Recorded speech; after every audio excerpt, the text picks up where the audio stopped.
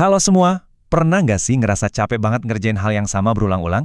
Nah, di dunia coding ada solusinya, namanya loops atau perulangan. Hari ini kita bakal kupas tuntas gimana alat yang kelihatannya simple ini bisa mengubah komputer kita dari sekedar kalkulator jadi mesin otomatisasi yang super canggih. Oke, kita mulai dari masalah utamanya dulu ya. Coba bayangin, kamu punya 1000 produk. Masa iya mau ngetik console.log 1000 kali? Wah, bisa keriting jarinya kan? Nah, disinilah loops datang sebagai pahlawan. Kita tinggal bilang ke komputer, lakuin ini ya, terus-terusan, sampai datanya habis. Simple. Ini dia roadmap kita untuk pembahasan kali ini. Pertama, kita bahas dulu masalah utamanya, yaitu repetisi. Terus kita masuk ke solusi klasiknya pakai for loop, dan alternatifnya pakai while loop. Abis itu kita bakal belajar cara nyetel loop kita biar lebih canggih, dan terakhir kita intip loop-loop modern yang lebih elegan. Siap ya? Jadi masalah utamanya ya itu tadi, pengulangan.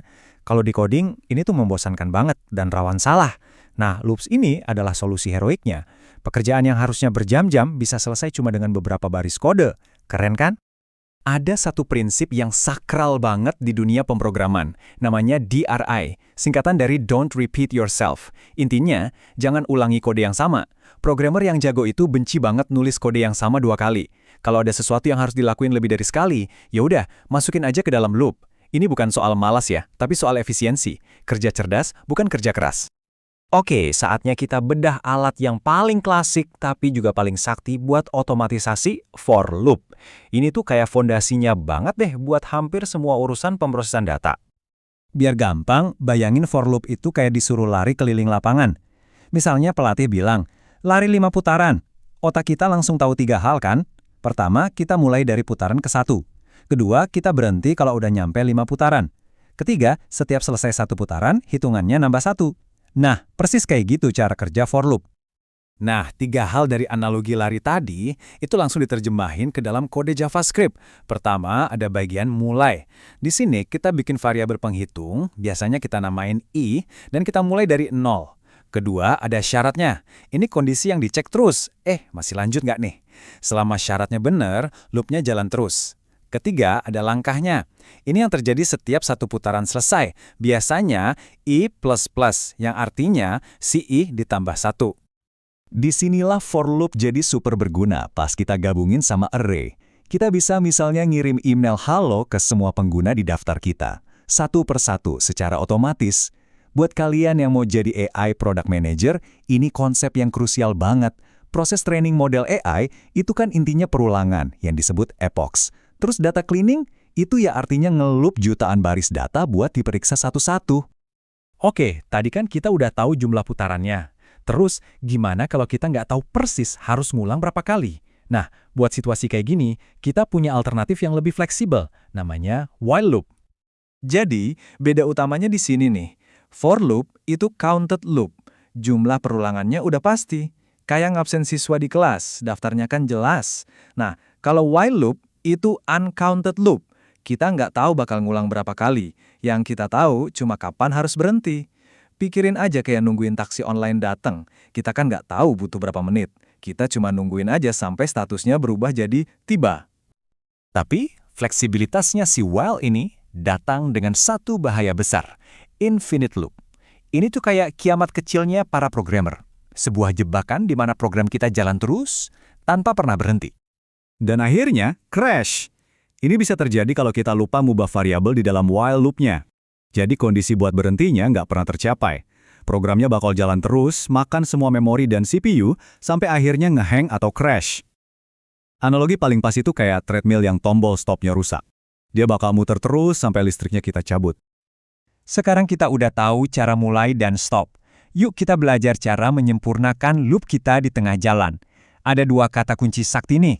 Break dan continue. Break itu ibaratnya rem darurat. Bayangin kamu lagi nyari kunci mobil di 10 laci. Di laci ketiga udah ketemu. Pasti kamu langsung berhenti nyari kan? Nggak bakal lanjut ke laci keempat. Nah, itu break. Kalau continue, artinya yang ini lewatin aja. Mirip kayak lagi jalan terus ada lubang. Kita kan loncatin lubangnya terus jalan lagi. Bukan malah berhenti terus pulang.